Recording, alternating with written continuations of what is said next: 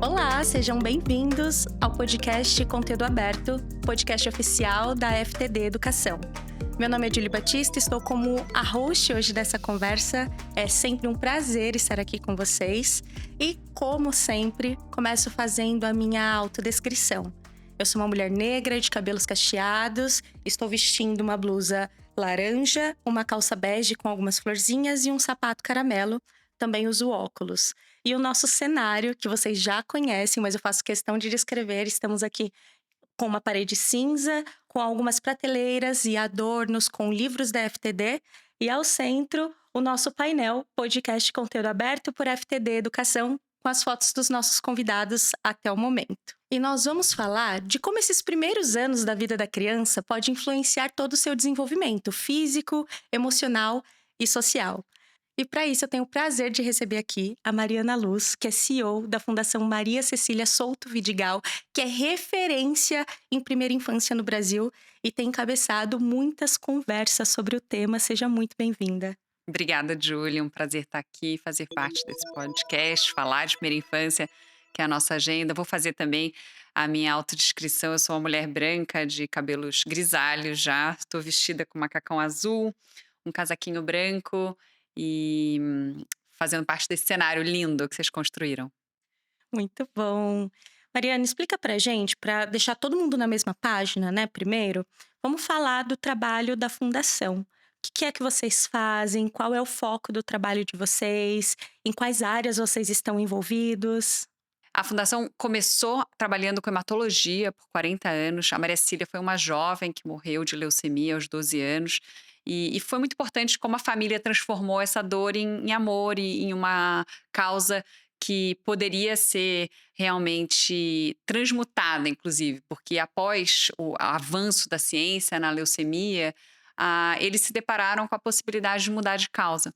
E eles foram olhar para qual era a causa que tinha mais impacto, que de fato transformava a sociedade. E ouvindo vários especialistas, eles conheceram sobre a primeira infância. E eles falaram: nossa, isso é muito importante. É na primeira infância onde a gente pode romper com o ciclo de pobreza. É na primeira infância onde a gente cria as bases de uma sociedade. E eles decidiram, então, há 18 anos, investir exclusivamente na primeira infância. Então, a Fundação trabalha com os primeiros 6 anos de vida, por meio de 2 grandes estratégias, Júlia. A gente ajuda a política pública a se desdobrar, então a gente ajuda governos, tanto no nível federal, estadual e nas cidades, nos municípios, a formular as políticas de primeira infância, que são intersetoriais, então que envolve educação, assistência social, saúde, proteção e combate à violência. Então, inúmeros temas que de forma orquestrada precisam cuidar dessa criança pequena.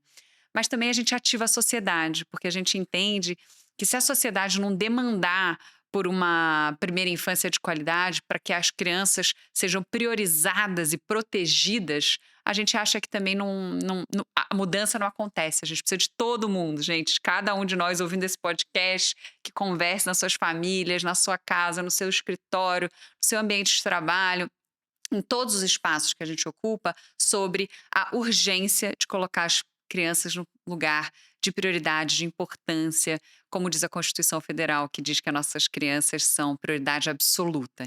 Então, esse é um mantra importante. A Fundação tem escolhido trabalhar com isso de inúmeras formas também. A gente apoia governos, forma lideranças, faz produtos audiovisuais, está aqui nesse podcast hoje conversando com vocês. Então, inúmeras maneiras de executar esse trabalho.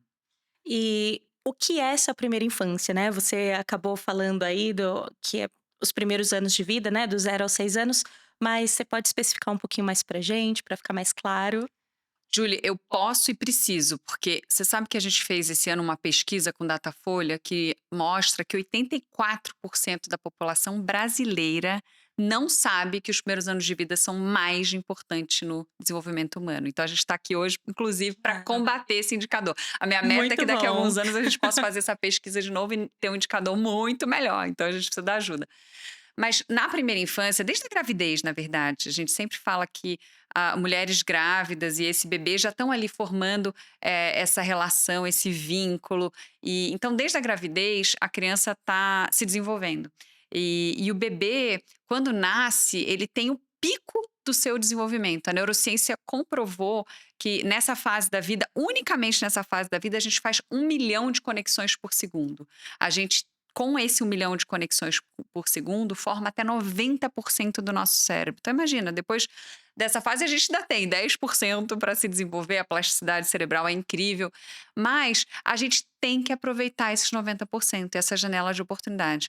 Por quê, Julie? Os bebês não nascem iguais, eles têm a mesma potência, a mesma oportunidade de chegar nesse 1 milhão de conexões, de chegar nesses 90%, mas nem sempre isso acontece.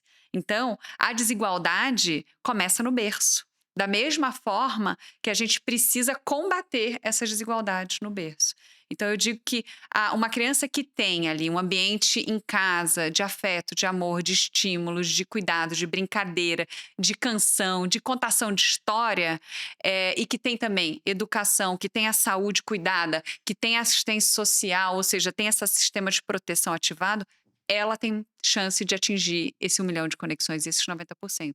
Agora, ao contrário, a negligência, o abuso, a violência, a ausência dos direitos, ou seja, a ausência da creche, da pré-escola, lá nessa educação infantil tão importante, a ausência da vacina, que a gente caiu nos indicadores de vacinação no Brasil, a ausência de uma rede de suporte social, como os CRAs e os CREAs, que pouca gente no Brasil conhece, mas o equipamento que está mais capilar e que está em todo o Brasil, nos quase 6 mil municípios que a gente tem, é o Sistema Único de Assistência Social. A gente fala muito do SUS, fala menos do SUAS. Mas o SUAS, ela é a base desse cuidado, dessa proteção, desse fortalecimento das famílias e das comunidades. Então, é esse conjunto que, quando a criança está ausente dele ou está invisibilizada ou está sofrendo dentro de casa violações de direitos, ela não tem a mesma oportunidade de atingir esses 90% por meio desse 1 milhão de conexões cerebrais que são as sinapses. Então, a neurociência trouxe todo esse conjunto de elementos para a gente olhar até de forma visual. Eu brinco que, às vezes, um desenho vale mais que 1.000 palavras. Tem foto de cérebros desenvolvidos e de cérebros negligenciados que mostram isso que eu estou falando de uma forma muito impactante. E você trouxe todos esses impactos, mas como que é isso na prática, né? A gente acabou falando desse bebezinho, mas vai até os 6 anos de idade. Quais são as práticas dessas crianças que a gente fala de crianças um pouco maiores, né? Que continuam nesse desenvolvimento, que acaba impactando o desenvolvimento para o resto da vida? Olha, esse pico de desenvolvimento, ele tá dividido de alguma forma em 2 etapas, que inclusive são as etapas escolares, dá até para a gente fazer essa referência. Do 0 a 3, a gente chama da primeiríssima infância. Então, que aí tem diversas habilidades, as funções executivas, que estão muito relacionadas a visual, à linguagem, à fala. E depois tem esse período do 3 ao 6, que é justamente a solidificação dessas funções todas que estão se desenvolvendo. Então, você tem muita oportunidade nessa fase, Julie, de, claro, desenvolver, mas também de recuperar algumas ausências. Acho que isso que é interessante. Essa potência, essa plasticidade, a gente identificou, claro, já vem toda a neurociência, da bancada científica, aí há algumas décadas. Acho que vale dizer que são estudos recentes, que têm, sei lá, 40, 50 anos. Então, a gente não sabe isso há tanto tempo. Acho que é importante dizer isso. Mas a gente, agora que sabe, precisa acelerar o processo para combater a desigualdade. E o que eu acho que é legal? A gente fez um estudo na pandemia que olhava para crianças que ficaram fora da escola. E que não tiveram um ambiente tão favorável. E a gente viu assim um retrocesso no que foi avaliado, que no caso foi linguagem e matemática, de cerca de 1 ano, assim, nesse período, no período que elas estavam fora da escola. Mas o que foi muito interessante? A gente deu continuidade a essa pesquisa depois que elas voltaram. E como as crianças estão na primeira infância, nesse pico de desenvolvimento, elas também tiveram a oportunidade de recuperar. Então, eu acho que é muito interessante a gente perceber que essa janela, ela está posta para o teu ponto durante os 6 anos, que é esse pico mesmo que a neurociência identificou. Então, a gente precisa usar essa janela. É claro, gente, eu sempre digo isso, que muitas vezes eu ouço: "Ah, mas essa análise é determinista, de que o investimento precisa acontecer nos 6 primeiros anos de vida". E não é isso, significa que a gente tem que priorizar a primeira infância para a vida toda, para que a gente tenha, crianças, jovens, adultos, uma terceira idade mais bem desenvolvida, para que a gente tenha uma sociedade melhor desenvolvida. Tanto que o nosso mantra aqui é que cuidar de cada criança é cuidar do país inteiro, porque parte das evidências mais recentes mostram que a primeira infância bem vivida tem impacto em diferentes indicadores. A gente vai aqui começar, não é hoje ainda, né, esse ano, mas eleições estão chegando. Eu sempre digo, o que que todas as pesquisas eleitorais trazem como demanda da sociedade?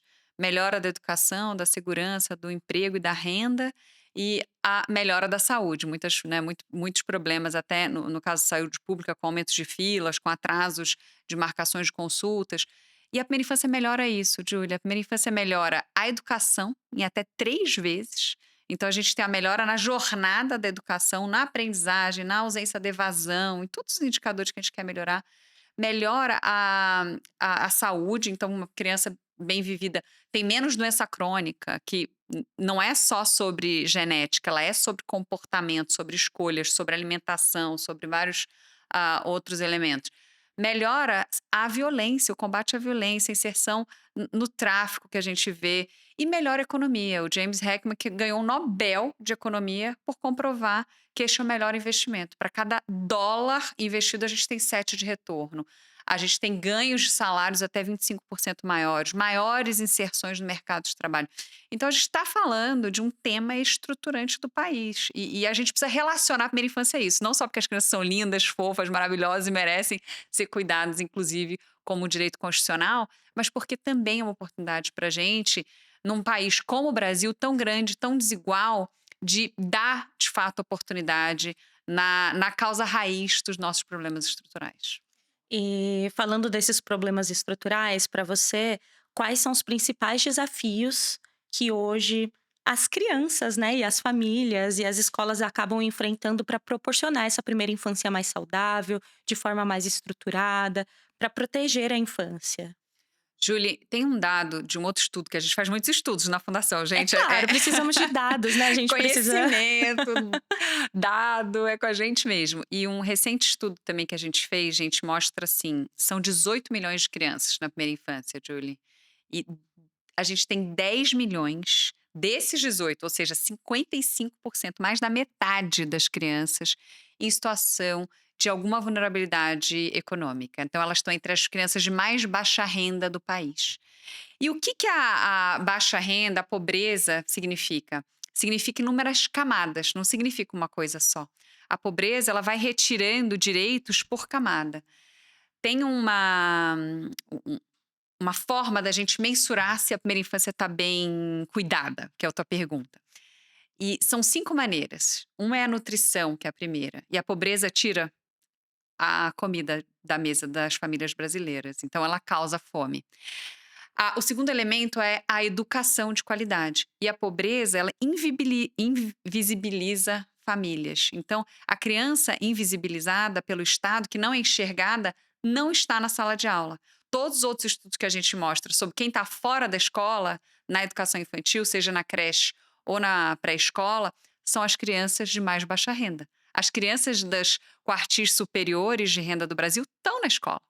Então, também retira esse elemento ali de proteção.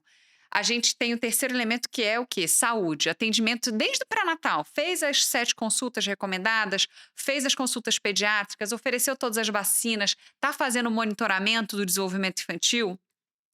Também a ausência está onde? Nas famílias de mais baixa renda. Quando a gente pensa em o quarto elemento dessa conversa, que é a relação parental, que eu tenho com os meus filhos pequenos, que você tem com o seu pequenininho, que espero que muitas pessoas assistindo aqui, mas nem só quem tem filho é responsável, toda a sociedade é responsável, tenha esse cuidado, esse afeto, esse ambiente amoroso, esse ambiente sem violência, esse ambiente onde há livros, onde a gente conversa. Tem outro mantra da fundação que é conversa boa também vem de berço, porque você contar do seu dia a dia, você inserir a criança nas atividades de uma forma que limpar a casa vira uma brincadeira, que estender uma roupa vira uma brincadeira, às vezes até cozinhar, desde que não seja ali no fogão e com risco, mas criando essa proteção da panela para a criança bater na hora esse dia a dia vira uma rotina, isso que é a parentalidade positiva, responsiva, de interações afetivas, que é o que a criança precisa. E a pobreza faz o quê? Cria pais estressados, sobrecarregados, que não dão conta de fazer as mágicas que a gente diz. A mulher brasileira é uma super-heroína. Ela é mesmo, mas ela não tem que ser. Porque se ela está sobrecarregada e essa sobrecarga recai na criança. E a pobreza gera este elemento. E o quinto elemento que é a violência. A gente precisa proteger as crianças. E, infelizmente, Julie, 84% da violência na primeira infância acontece dentro de casa. Então, gente, o Brasil é o país que você, se tiver um cachorro apanhando numa praça, alguém vai ligar para a polícia. Se houver alguém arrancando uma árvore numa praça, alguém vai ligar para a polícia. Mas uma criança apanhando numa praça, ninguém liga para a polícia ainda. Por quê? Porque você está se metendo num tema da família. E isso não é verdade. Essa é uma responsabilidade nossa. Então, a gente precisa cuidar de tudo isso para a criança se desenvolver. E para cuidar de tudo isso, a gente precisa de toda uma sociedade ativa, alerta, atuante e priorizando as crianças. Para você, qual que é esse cenário atual? Eu falo muito porque a gente compartilhando aqui, né, eu também tenho um filho pequenininho e a gente começa a prestar atenção nessa questão da invisibilidade das crianças, muito principalmente quando a gente começa a ter essa relação mais próxima realmente de que onde eu for, meu filho vai, né? Por exemplo, em restaurantes, em questão de lazer, e a gente vê que muitas pessoas são contra, né? É como se a criança ela tivesse um lugar específico. Ali um playground, ou em casa com os pais, ou na escolinha, ou com algum cuidador que vai estar ali só para ela. A gente tem visto a sociedade se fechar para esse convívio com as crianças, né? No sentido de que talvez, né, alguns lugares são para adultos, a gente vai exigir daquele lugar algumas habilidades, privar as crianças dessa convivência saudável nos demais lugares. Você acha que é uma coisa que também tem impactado essa percepção sobre a primeira infância? A gente está querendo muita performance e abrindo menos espaço, até a gente, né, na vida adulta, para esse ambiente infantil mesmo, para esse ambiente de descontração ou de talvez até alguma bagunça, né, de criança. Olha, eu sempre digo que eu sempre pergunto quando eu estou conversando com uma plateia, assim: "Você tem uma criança que você ama?". Normalmente todo mundo levanta as mãos. E quando eu brinco: "Se você não conseguiu pensar em ninguém em 1 segundo, pense em você criança". Você se ama? Eu acho que todos nós fomos crianças, sabe. Então e eu falo amor, Julie, intencionalmente, porque o que a criança precisa é desse ambiente amoroso, que é o que você está falando. E não só na casa dela, não só dos pais dela, mas de todo o entorno. O provérbio africano diz que leva uma vila para cuidar de uma criança, leva uma vila para desenvolver uma criança e, portanto, para desenvolver a sociedade, que é o que a gente está dizendo. Se essa janela ali de 90% acontece nesse período, como que a gente não vai priorizar essa etapa da vida como a etapa mais rica? E acho que assim, se a gente que tem criança sabe, gente, no primeiro ano de vida, tudo muda, assim, se eu pegasse, alguém me contasse, 1 milhão de conexões por segundo, 90% do cérebro, mas você olha para uma criança, você vê isso acontecendo nesses primeiros anos de vida. Em menos de um ano ela tá o quê? Balbuciando palavras, já tá engatinhando, já tá pedindo, já tem temperamento que a gente consegue Muito. perceber também. Então assim, é dessa potência que a gente tá falando e desse ser mágico, assim. Eu acho que a gente precisa se reconectar com a nossa criança interior, sabe, de alguma maneira, para inclusive entender essa potência e eu entendo o que você está falando, essa coisa, esse universo da performance e tudo, é muito complexo, porque ele sobrecarrega as crianças. E às vezes o que a criança precisa é do tempo livre. A tecnologia é um outro elemento que acho que está muito imbuído no que você está trazendo, de uma forma que os adultos hoje estão viciados em dispositivos móveis. E aí, às vezes, eles, mesmo que tenham. Acho que tem dois lados dessa moeda. Ou eles retiram da criança totalmente, porque já entenderam que isso é maléfico, mas continuam no dispositivo, o que não adianta. Porque você, como adulto, é o quê? A referência, você é o espelho da criança. Então, se você. E a criança precisa de você ali presente. Acho que se a gente pensar assim, hoje em dia a gente faz um monte de curso para ter presença, para ficar mindfulness, né, meditação, tem todos esses exercícios, mas quem que tem foco de verdade? Cara, é um bebê, é uma criança pequena. Se você tá lá conversando com ele, pensa no teu, você desvia a atenção um minuto, o que que eles fazem? Te chamam. Te chamam ali para a presença, para a vida real, para o hoje, para o agora, para o olho no olho, para o brincar com visceral que vem de dentro. E é isso que a criança precisa, não é da tecnologia. Agora, tem o outro lado dessa moeda, Julie, como sempre tem num país desigual, num mundo desigual, que é, muitas vezes, o dispositivo móvel, o celular, o tablet, a televisão, gente, porque a, a gente sempre fala, eletrônico é tudo, não é uma coisa ou outra. A gente, inclusive, posso contar um pouco das recomendações da Associação Brasileira de Pediatria nesse sentido. Os dispositivos móveis na desigualdade muitas vezes funcionam como a única ferramenta que uma mãe solo, provavelmente negra, porque a gente tem todos os dados. Infelizmente, a gente está falando de um grupo de etário, de um gênero e de raça. A gente está falando de ela não ter alternativa e oferecer aquilo como a única alternativa que ela tem, eventualmente, para fazer alguma coisa que ela precisa. Então também tem que reconhecer isso, sem culpabilizar o pai ou a mãe, porque a gente precisa, ao contrário, oferecer o apoio, que é outro mantra da primeira infância. Estou cheia dos mantras hoje, que é o cuidar de quem cuida. Por quê? Um adulto, sem estar cuidado e amparado, não vai ter condições de cuidar da criança. Então a gente precisa cuidar da família. E é por isso que é muito importante, como você falou, assim, não afastar, mas aproximar, acolher e oferecer esse ambiente amoroso, caloroso e de entendimento do tanto que isso representa, tanto para esse cuidador, essa mãe que tá, esse pai, eu não quero colocar só a mãe assim, mas das diferentes formas de constituições familiares. Mas a gente precisa cuidar dos responsáveis, porque são eles que estão nesse dia a dia com a criança. A gente vai entrar nesse campo aí para a gente falar dos agentes, dos pais e dos outros agentes da sociedade. Mas antes de falar disso, eu queria que você contasse um pouco mais. Você fala muito sobre o afeto, sobre o amor, né? Quem é que ama uma criança? Eh, Qual que é a importância disso, né, desse afeto da criança? Porque a gente passa também hoje com a internet, como você falou, os adultos também estão muito imersos nessa realidade virtual e conversas de coach, e tem coach para todas as áreas, inclusive para a criação de filhos, né, de não ser permissivo demais. E às vezes isso se confunde com a questão do afeto, de atender às necessidades, né. Qual que é o benefício, vamos dizer ali, do cheirinho no cangote da criança, do abraço e daquela atenção. E, né, nas palavras que a gente tem aqui no Brasil, vamos utilizá-las, por que não, do dengo com a nossa criança, né. O que que isso faz de bem, o que que pode ajudá-la no desenvolvimento? Julie, o afeto, ele é a cola para aquelas sinapses que eu estava falando, lembra das conexões cerebrais? Ele é a grande cola, é o grande escudo protetivo da criança. E não é só o afeto, são as relações que se constroem como vínculo, né? O vínculo, ele é esse elemento ali, eh, muito estudado na neurociência, inclusive. Então, e eu acho que a melhor forma de traduzir isso é o amor, que para mim, eu acho que no caso brasileiro pode ser o dengo, eu gostei ali da tua ideia. Porque o amor é isso, né? Tanto que lá na fundação, acho que só para vocês terem uma ideia e conhecerem, a gente colocou amor à causa como um dos valores. É o primeiro valor que a gente tem na fundação. A gente tem 6, porque 6 da primeira infância.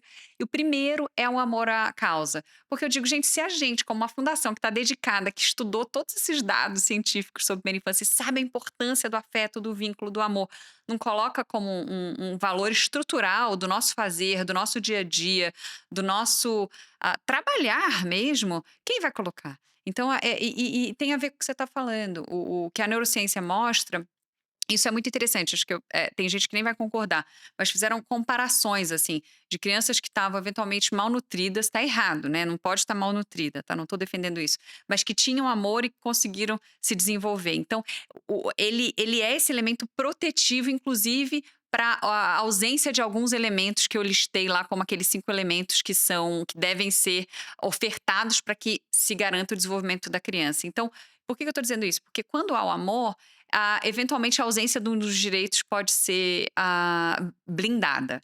Agora, a gente como estratégia de país, Júlio, não pode aceitar isso, a gente tem que garantir e assegurar todos esses conjuntos de direitos. E o amor é isso, ele cria esse vínculo, essa formação, mas como você trouxe também, não dá para se confundir amor com a ausência de limite, porque a criança dar limite para uma criança é amor. Então eu acho que a gente talvez esteja transitando na parentalidade, que é um tema que a gente usa muito aqui, que é justamente, o ato de ser mãe, de ser pai, de ser um cuidador de uma criança, o principal responsável por ela. Esse ato, às vezes, a gente pode oferecer: "Ah, você acha que não, a criança está pedindo muito o telefone, então vou dar, isso é um ato de amor?". Não é. A criança só quer bala e eu então vou pular o almoço, isso é um ato de amor? Não é. Isso a criança pede limites, e o limite faz parte desse desenvolvimento, a frustração faz parte desse desenvolvimento. Existe a Universidade de Harvard, que é uma parceira da Fundação Maria Cília Soto Vidigal em inúmeras iniciativas, fez um estudo que é sobre estresse tóxico. E eu acho que é muito interessante falar sobre isso, porque o estresse tóxico é danoso para o desenvolvimento. Mas antes do estresse tóxico, existe uma categorização de estresse. O primeiro nível de estresse é o estresse normal. Que você se estressa na vida? Sim, Então, eu também. Eu acho que quem está assistindo também. E esse estresse, ele existe, ele está aí, a gente lida com ele, a criança também. Que é o estresse de você dizer para uma criança: não, você não vai comer bala antes do almoço. Provavelmente vai gerar um estresse, ela vai chorar, mas você vai acolher. Como é que você lida com aquilo? Você acolhe, você fala, você reconhece, você lida, dizendo assim: eu sei que você está frustrado porque você gostaria de comer uma bala agora, mas não é hora, a gente vai almoçar, tem que comer uma fruta, de repente à tarde a gente pode eventualmente comer essa bala. Aí eu não sei, depende da regra da casa da família. Mas é sobre isso. Chupeta, a mesma coisa. Vocês já estão na negociação de tirar a chupeta, tem que tirar a chupeta na hora do combinado. Mesmo que a criança chore, esperneie, mas na hora que está combinado ainda nessa transição, normalmente a gente não é radical, a gente oferece a chupeta. Então, na hora de dormir você vai poder, você sempre, reforça o positivo, sabe. Então e esse limite ele é muito importante, esse é o estresse normal. Um estresse segunda categoria, é o tolerável, que é assim, você vai dar uma vacina, ninguém gosta de receber uma sim. agulha, gente, no braço, você gosta? Eu não. Então, você vai sentir dor, a criança vai chorar. Você vai dizer, reconhecer da mesma forma: "Tá doendo, a mamãe sabe, fica no meu colo, vamos fazer um denguinho aqui, o chamego, o É. cafuné, né, que você falou". E aí, isso tá acolhido com o quê? Sempre com amor, tá vendo? O amor faz parte do limite, faz parte do estresse, faz parte da frustração, faz parte do desenvolvimento. Por outro lado, o estresse tóxico, que é aquele que a gente não vai permitir para as nossas crianças, que toda a sociedade aqui, quem está assistindo esse podcast hoje, vai combater diariamente para todas as crianças, não só as nossas, é o estresse onde a criança está em situação ou de abuso, ou de negligência, ou de algum tipo de violência. Violência pode ser física, Júlia. A gente fez uma pesquisa que mostra que o racismo, que é uma forma importantíssima e estrutural de violência no nosso país, está muito presente na educação infantil, na creche, na pré-escola no Brasil.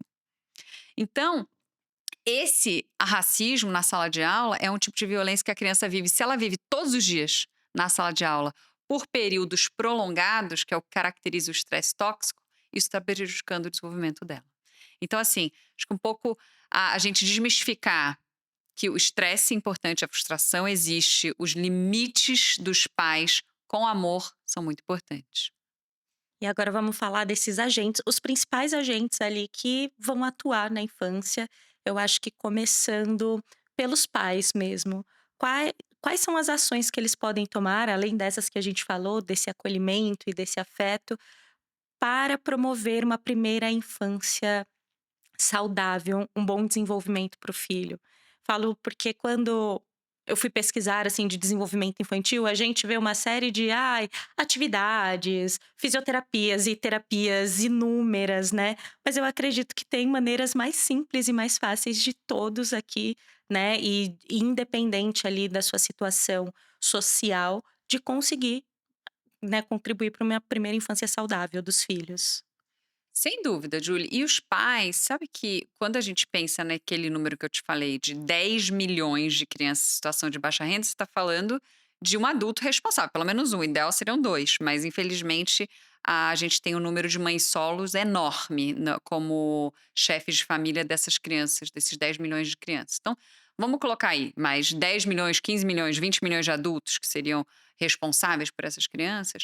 Muitas vezes quando a pessoa está numa situação de desigualdade, de vulnerabilidade socioeconômica ou de pobreza mesmo, ela não nem sabe todos os seus direitos.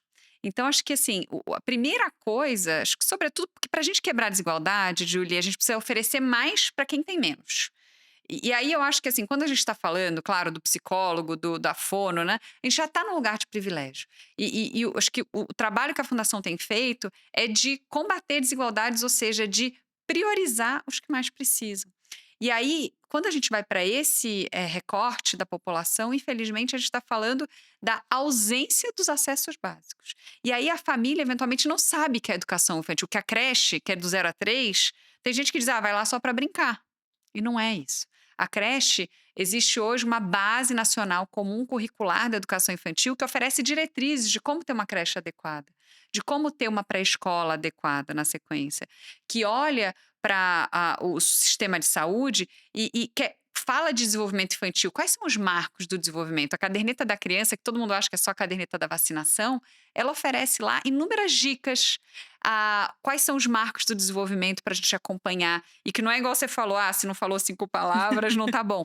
Tem bandas, mas existem mesmo marcos que não é que precisam ser alcançados, porque cada criança tem o seu desenvolvimento. Mas se você tem uma banda, não são 5 palavras, mas pode ser lá, de 1 a 10, putz, estamos dentro dessa grande banda, e aí a gente vai monitorando dentro dessa banda como é o desenvolvimento de cada criança.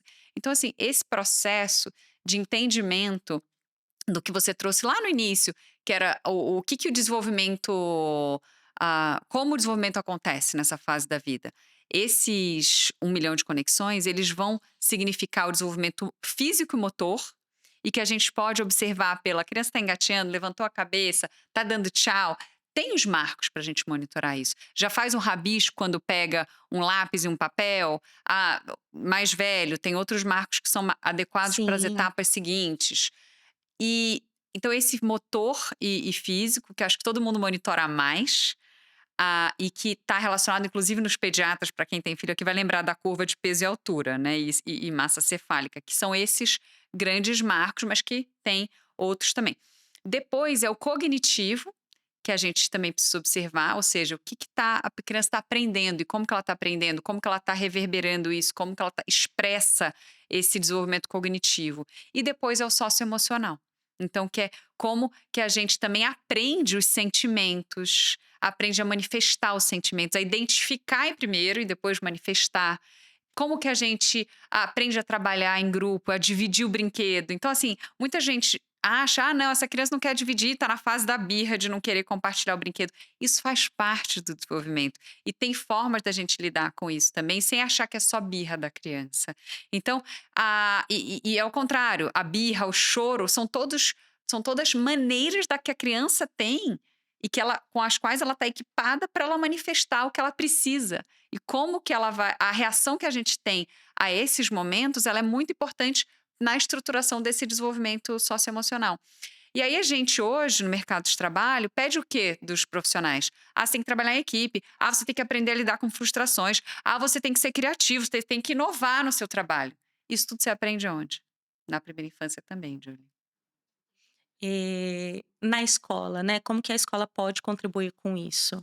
A escola, ela é um ambiente de maior espaço de fato, alguns elementos. Então, assim, a aprendizagem, mas também a proteção e a segurança alimentar. Eu sempre digo isso. A gente tem no Brasil, acho que claro, ainda o volume baixo, mas a gente tem creches integrais, então que a criança fica na escola o período integral. A pré-escola menos, a gente quando foi, ampliar a pré-escola no Brasil, a gente acabou tirando o período integral, que é um problema também, tá. Então porque a gente muitas vezes tem crianças que estão na creche no período integral e depois passam para a pré-escola por meio período só. E aí como é que essa mãe faz com a criança? Difícil, sobretudo se ela tem que trabalhar o dia inteiro, se tem que pegar uma condução para Para pegar o garantir filho na todos escola aqueles direitos que a gente estava para conversando. garantir todos aqueles direitos. E na escola, o que que acho que 2 coisas que eu quero falar. Primeiro, assim, acesso e qualidade. A gente ainda tem 33% só da população brasileira na creche, da população brasileira nessa fase da vida, claro, na creche, e a gente tem hoje 92% dessa população na pré-escola. Qual é a meta? A meta da creche é 50%, no novo PNE que está sendo discutido no Congresso Nacional, a gente mirou 60%. Na fundação a gente defende que seja acesso a demanda que seja garantida, então é um pouco mais, criterioso. Na pré-escola é para ser universal, a meta já é 100%, então a gente já está atrasado em colocar todas essas crianças para dentro. Então acesso é a primeira coisa, alcançar toda a demanda da creche e 100% da pré-escola. O outro componente que é igualmente importante e muito pouco falado é a qualidade. Então, o que que acontece basta você colocar a criança lá na escola? Se a criança ficar sentada numa cadeira olhando para um quadro branco, não é Ou positivo, para ao uma TV. contrário. Ou para uma TV, nem me fale. E não é positivo, ao contrário, Julie. Se a criança tiver um ambiente doméstico melhor em casa, na creche, que é opcional, a creche ainda é uma escolha, que também a gente pode questionar a escolha num Brasil que quem escolhe é privilegiado, não é? Não são, infelizmente, os menos favorecidos. Então, a escola tem que ter qualidade, porque se o ambiente doméstico for muito bom, a criança numa escola ruim, ela se desenvolve menos do que em casa. Sobretudo na creche, nesse período que é ainda uma opção. Então a gente precisa ter qualidade. O Brasil não mensura a qualidade da educação infantil. Nem pública. Não, não, nenhuma. Nem pública, nem privada. A gente hoje a fundação tem sido um grande defensor disso. A gente tem algumas iniciativas que já mensuraram qualidade, mas a gente não faz isso de forma censitária e recorrente ainda com instrumento público, como a gente tem nas outras etapas, com o SAEB, né, e com outros instrumentos de avaliação nacional. Então, esse é um desafio, porque o outro mantra, vamos lá, para o quinto do podcast, é: o que não se pode medir, não se pode melhorar. Esse é o mantra da avaliação. Se a gente não está mensurando a etapa mais importante para o desenvolvimento, dentro da educação, como é que a gente vai saber se a gente tem escolas de qualidade? Se a gente tem professores e profissionais da educação infantil qualificados? Outro ponto, essa é a etapa com menor investimento no Brasil. Então, assim, só que ela é a mais cara. Por quê? Porque para a criança pequena, sobretudo, você precisa de mais gente em sala de aula. Você não pode ter uma sala com 40 crianças. Então, a gente tem uma questão mesmo de orçamento. E priorizar, Júlia, significa colocar no orçamento. Então, a gente tem que garantir o acesso, a qualidade e a avaliação para a gente saber se a gente está melhorando.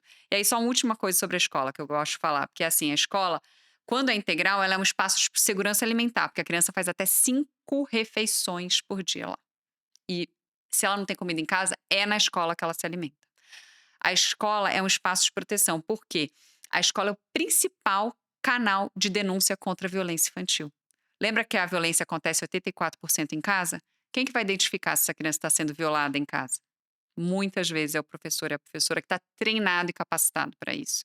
E esse é o canal de denúncia principal. Tanto que na pandemia, quando as crianças ficaram em casa, o que aconteceu? Caiu drasticamente o número de denúncias contra a violência infantil. Vamos lá. Se a violência acontece na maior parte dentro de casa e a criança estava em casa, a sua hipótese é que a violência diminuiu? Claro que não. Infelizmente, não. Ela aumentou. E por que que a denúncia caiu? Porque as escolas estavam fechadas.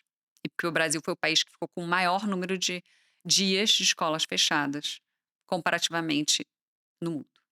Inclusive, aproveitando essa deixa, a gente falando sobre violência, nós tivemos um episódio aqui com a Cecília Landarim, que é da campanha Defenda-se, contra a violência infantil também, e ela traz muito sobre isso, sobre o papel da escola nessa rede de proteção à infância, de como acolher. Então, se você ainda não assistiu esse episódio, também vá lá, a gente vai deixar o link em algum lugar por aqui para que você possa conferir e também se preparar para isso, porque é um tema muito importante, né, quando a gente fala da violência contra a criança, que às vezes é banalizada, como você falou, da violência física, de uma criança que apanhou ali de algum adulto, isso é visto como corriqueiro, muitas vezes, por grande parte da população brasileira, né.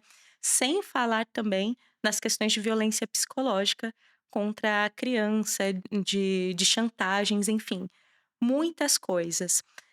Antes da gente passar para o próximo, só para a gente aproveitar essa deixa, quais são os impactos da violência logo na primeira infância? A violência ela é o principal detrator do desenvolvimento. O Brasil já aprendeu, Julie, que uma criança com fome não aprende. Uma criança que apanha não aprende também. Ela não se desenvolve. Eu acho que a gente tem que ser taxativo quanto a isso. A criança que está sofrendo violência psicológica ou física, ela está numa situação de estresse tóxico, que eu falei. E o estresse tóxico impede o desenvolvimento de acontecer. Então, é uma relação direta. Acho que da mesma forma que eu falei que o amor é o escudo da proteção, a violência é o grande devastador de todas as outras camadas de desenvolvimento. Quando a gente oferece, se você oferece educação e tem violência, não aprende. Se oferece toda a questão da saúde e tem violência, a criança tem muitas chances de ter doença crônica. Se a criança está lá, puxa, no CRAS, né? A família conseguiu transferência de renda, que é super importante para a família em situação de vulnerabilidade socioeconômica. Se a família está lá nos programas como de habitação, em programas que estão ali, ou de fortalecimento de vínculo, porque o CRAS oferece muitos programas para a primeira infância, que são atendimento em grupos de mães e bebês, ou as visitas domiciliares, que é quando um agente vai até a casa das famílias ajudar a brincar, a fazer o brinquedo reciclado, a ler o livro. Mesmo eles ensinam, é muito legal, porque eles ensinam mesmo que uma mãe não saiba ler, se tiver livro em casa, ela pode olhar a figura e ler e contar a história para a criança, que é o que importa.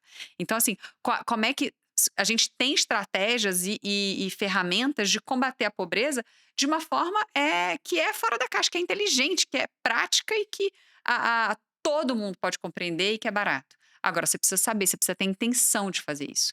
Agora, quando você tem todo esse conjunto da assistência social e tem violência, também a criança não se desenvolve. Então, assim, eu não tenho dúvidas que a violência, incluindo o racismo, que é uma forma de violência, é o maior detrator do desenvolvimento da criança. Então, por isso que eu sempre falo, você precisa garantir algumas coisas, como educação, saúde, assistência, mas você precisa proteger e evitar qualquer tipo de violação de direitos e de abuso e de negligência com as nossas crianças. Então, assim, e se apropriar disso, Julie. A Constituição diz que, além de ser um direito as crianças estarem protegidas, que a responsabilidade dessa criança, que é a prioridade absoluta, lembra que está no artigo 227, ela é de 3 agentes da sociedade. É da família, que acho que todo mundo sabe, é do Estado, mas o terceiro elemento é a sociedade. Então, todos nós somos responsáveis por todas as crianças brasileiras. Pelos 18 milhões de crianças na primeira infância. E a gente precisa agir assim, todos os dias, o tempo todo, com amor, com afeto, mas também com a indignação de ir lá e denunciar uma criança que está apanhando. Pegar esse telefone e não achar que você está metendo. Porque a gente é o Brasil que tem alguns chavões culturais que falam sobre a nossa cultura, que é quem pariu o Mateus que o embale, sobre apanhar. Eu apanhei e tô bem aqui hoje. Apanhei e não morri. Apanhei e não morri. Comi, não morri, né? Porque quando a gente pensa também em todas as questões de saúde que trazem, né, dessas novas infâncias, a gente tem muito conflito geracional, principalmente nessa questão de saúde, de alimentação. Ultraprocessados, claro. Sim, totalmente. Então, é esse padrão cultural que a gente precisa quebrar. Pra gente, não é só tornar prioridade, sabe? Não é só ouvir esse podcast e resolveu, não. A mudança de comportamento, ela leva tempo. Ela requer que a gente faça mais uns 100 podcasts aqui. Que a gente fale sobre isso muitas outras vezes, de diferentes maneiras, com todo mundo o tempo todo. E aí, e mesmo a gente, vamos lá, vamos colocar aqui a responsabilidade na gente, porque eu sempre faço isso, eu trago pra mim a responsabilidade, eu preciso mudar. Eu tenho filhos, eu sei que às vezes é difícil você não gritar. E vai acontecer. E tudo bem você errar. Mas se você tiver com o teu, vamos lá, o ponteiro interior direcionado para o que é o certo, para melhorar. Porque não é assim, o racismo estrutural existe no Brasil. Eu sou uma mulher branca. Eu cometo racismo que às vezes nem eu sei. Mas eu preciso reconhecer para eu conseguir mudar e para eu ser uma agente, uma branca aliada do combate ao racismo. E é isso que eu quero ser sempre, mas não significa que eu não erro. Então, Júlia, eu acho que a reflexão que eu faço, eu sempre trago para mim, porque é isso. Se a gente mexer aqui dentro, se a gente conseguir fazer essa mudança na gente, sabendo que no dia a dia não é fácil, por quê? Porque a gente é fruto dessa sociedade com as quais a gente falou desses valores, desses chavões culturais. Então a gente precisa quebrar padrões. E quebrar padrão não é simples, mas leva tempo, leva disciplina, leva persistência e consistência de uma atuação intencional e positiva. E eu acho que de última, gente, que eu queria trazer aqui, importante nisso tudo, é realmente sobre o governo, sobre políticas públicas, o que é que o Estado precisa garantir para essas crianças, né? Se a gente puder listar, falamos de algumas coisas, mas principalmente, temos tido avanço nessa conversa? Conta, eu acredito que você vai contar algumas novidades aí que eu já vi. Acho que a gente vai precisar de outro podcast, que esse é o tema, o coração da fundação, da nossa causa. O Julie, eu tô na fundação há 7 anos, um ano a mais que a primeira infância, mas é uma fundação de 60 e que está trabalhando a primeira infância há 18. Então, tem um legado, tem um ecossistema que trabalha não só na fundação, mas nessa rede de primeira infância, de sociedade civil, que eu acho que vale muito reconhecer aqui, porque eu acho que é um lugar muito interessante de construção participativa e coletiva, aonde a sociedade tem sido relevante para construir políticas públicas de primeira infância. Eu acho que isso é muito legal, porque é uma união de forças, é uma união de nós como fundações, de institutos, da imprensa, dos grandes formadores de opinião desse país, e do governo, dos gestores, de lideranças que têm se capacitado nesse campo há décadas. Então, eu acho que assim, é, é muito interessante. A gente tem, e aí eu vou fazer evolução, acho que do que eu chamo do arcabouço legal da primeira infância, que eu sempre falo da Constituição, porque é isso, a gente tem um país democrático, uma Constituição de 88, mas que logo depois, em 90, fez o ECA, que é o Estatuto da Criança e do Adolescente, mas pensa, 90, aí olha o salto que a gente deu. Em 2016, a gente teve o marco legal da primeira infância. Então, a gente esperou aí 26 anos para emendar o ECA, que é esse Estatuto da Criança e do Adolescente, para dizer, ó, criança e adolescente sim, mas a primeira infância, por esse marco legal da primeira infância, ela é um período específico e ela precisa ser entendida a partir dessas especificidades, que são as que a gente está falando aqui, dessa potência, desse desenvolvimento, desse cuidado específico, desse maior investimento que a gente precisa fazer para a gente ter um retorno desse investimento, para usar o linguajar aí econômico da Faria Lima, para a economista querer entender de primeira infância, querer investir e ser também um apoiador disso, para que a gente entenda que isso gera renda, quebra ciclo de pobreza, diminui desigualdade. E aí, eu acho que mais recentemente, esse ano, que é o ano dos 60 anos da Fundação, então eu brinco, acho que foram presentes que a gente tem recebido e que me deixam muito feliz, inclusive, por ter tido um papel e contribuído. O Brasil, né, aí não é a fundação, mas é o Brasil e o governo brasileiro lançou 2 iniciativas. No Congresso Nacional, a gente tem uma PEC da primeira infância que está tramitando, que é justamente para colocar a primeira infância também na Constituição, então não só no ECA e no Marco Legal da Primeira Infância, mas para ter isso explícito na Constituição, que eu acho que é muito interessante e é uma oportunidade que a gente tem também de alocar orçamento. Porque para você ter orçamento específico, e a defesa da proposta de lei, né, do projeto de lei, é que a gente coloque que o orçamento da primeira infância seja monitorado e que ele não seja menor de um ano para o outro. Então, eu estou sendo muito específica aqui, Julie, porque acho que é importante no momento econômico do país, de ajuste fiscal, da gente dizer, não, queremos aumentar o orçamento da primeira infância. Não se trata disso, se trata de ser diligente, que essa etapa precisa de orçamento para ser priorizada e que ele não pode diminuir de um ano para o outro. Então, essa defesa do que está no Congresso tramitando, ainda precisamos avançar e aprovar. Mas acho que a grande conquista do Brasil, o governo federal lançou a Política Nacional Integrada pela Primeira Infância, que foi fruto de um trabalho que foi feito no Conselhão, que é o Conselho de Desenvolvimento Econômico, Social e Sustentável da Presidência da República, e que nesse Conselhão foi criado um GT de Primeira Infância, Nesse GT foi feito todo o levantamento dessa ciência, do que tinha de caso de sucesso no Brasil, os benchmarks, porque também não adianta chegar aqui e falar mal, sabe, Júlia? A gente tem que falar o que o Brasil tem de bom e o que o Brasil pode aprender com o Brasil, como que o Brasil ensina o próprio Brasil, porque a gente é grande o suficiente para isso, dentro da nossa diversidade regional, cultural. Então, esse trabalho olhou para tudo isso e depois a presidência lançou, então, essa política que tem 3 pilares, vou contar rapidinho, mas acho que é legal todo mundo saber, porque temos que defender essa política para que Claro. ela não só exista, mas para que ela seja implementada, Julie, porque o Brasil é bom de fazer lei, não tão bom de implementar. Então eu sempre digo, ter a lei é um primeiro passo. A gente só vai resolver quando a gente não tiver aqueles 10 milhões na pobreza, quando a gente não tiver 84% da população não sabendo sobre primeira infância. E quando a gente tiver os direitos assegurados. Como é que a política funciona? São 3 camadas. Duas tecnológicas, que eu acho que é muito legal no mundo de hoje, a gente usar a tecnologia a favor da gestão pública. Então, primeira camada vai criar um sistema de integração de dados sobre primeira infância. Então, assim, hoje os dados da educação não conversam com os dados da saúde, que não conversam com os dados da assistência. Então, existe uma grande desinformação sobre onde está essa criança, como que a gente está servindo essa criança, como que o governo está atendendo. E aí a lógica é, ao consolidar tudo isso, ter uma visibilidade do olhar integrado da criança, como ela está sendo atendida pela esfera pública, tá? Pelos serviços e programas públicos.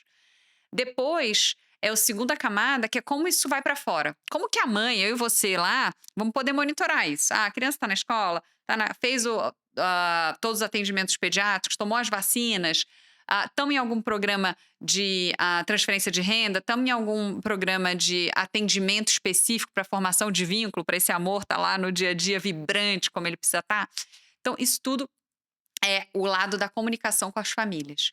E aí, o terceiro elemento é o que a gente está falando aqui o tempo todo: é qualificar as setoriais. Porque você precisa qualificar a educação, qualificar a saúde, qualificar a assistência social e qualificar o sistema de proteção para que não haja violência. E aí, o governo tem planos de ação, que eu acho que é o máximo.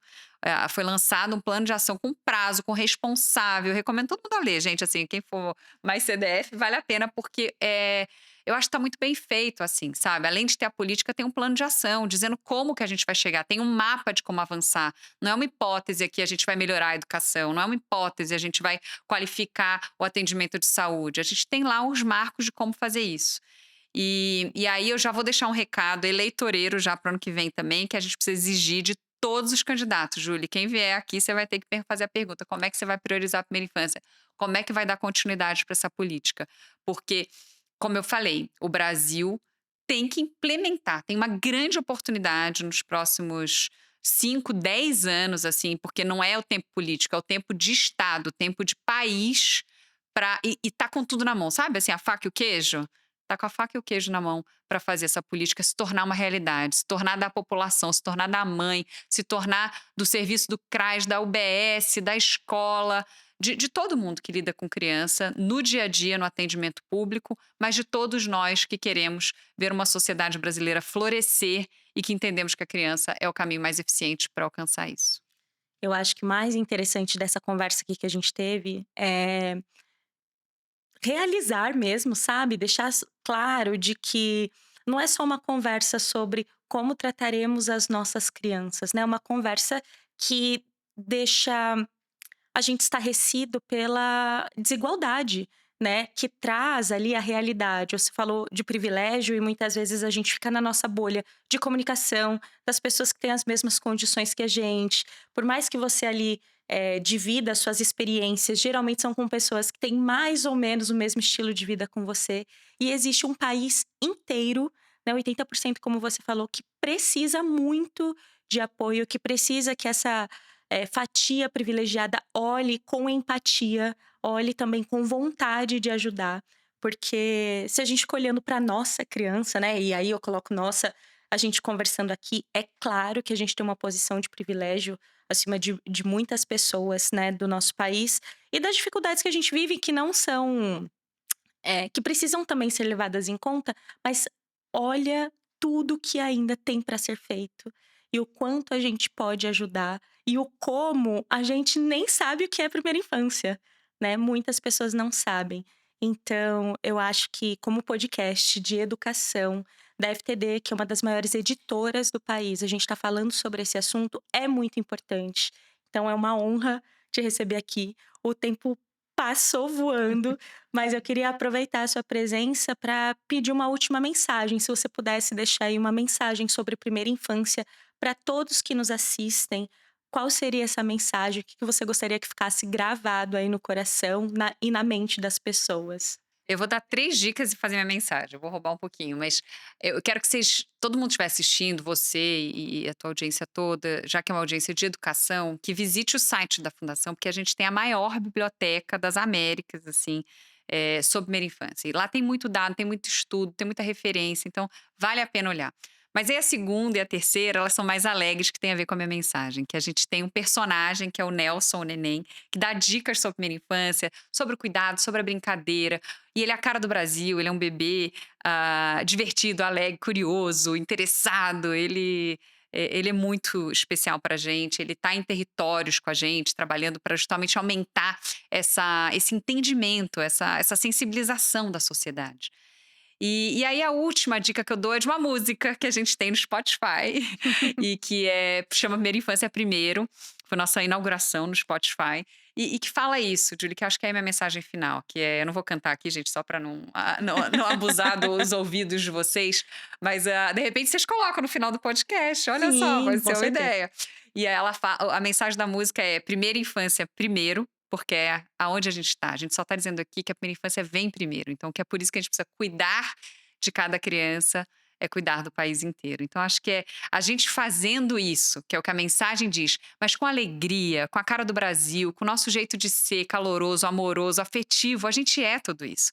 Então, a gente não está pedindo demais do brasileiro quando a gente pede que esta seja uma prioridade de abordagem com a criança. Então, vamos usar a potência brasileira com a potência da primeira infância, porque eu tenho certeza que a gente muda o país, a gente faz essa transformação positiva na sociedade e a gente vai ser mais feliz, além de tudo. Então, acho que é um convite muito caloroso, muito animado, entusiasmado, otimista, porque eu sei que a gente dá conta e eu sei que a gente quer isso. Acho que o Brasil é um país maravilhoso e que muito desigual, mas que tem a potência de vencer essas desigualdades pelas crianças brasileiras, e isso me entusiasma e me anima para trabalhar todo dia, para estar aqui e para fazer essa mobilização que eu acho que é incrível. Ai, Mariana, muito, muito, muito obrigada pela sua presença, Eu que por essa agradeço. conversa. Espero que a gente possa ter mais oportunidades de avançar, né, para falar um pouquinho mais de primeira infância também com vocês. Mas agradeço demais aí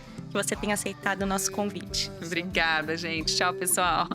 E bom, agradeço a você também que nos acompanhou até o momento. Não se esqueça de curtir, comentar e compartilhar essa conversa com o máximo de pessoas possíveis. Vocês ouviram aqui da Mariana que essa é uma responsabilidade de toda a sociedade, então é sua também. Fico por aqui e até o próximo episódio. Tchau, tchau. Cuidar de cada criança é cuidar de um país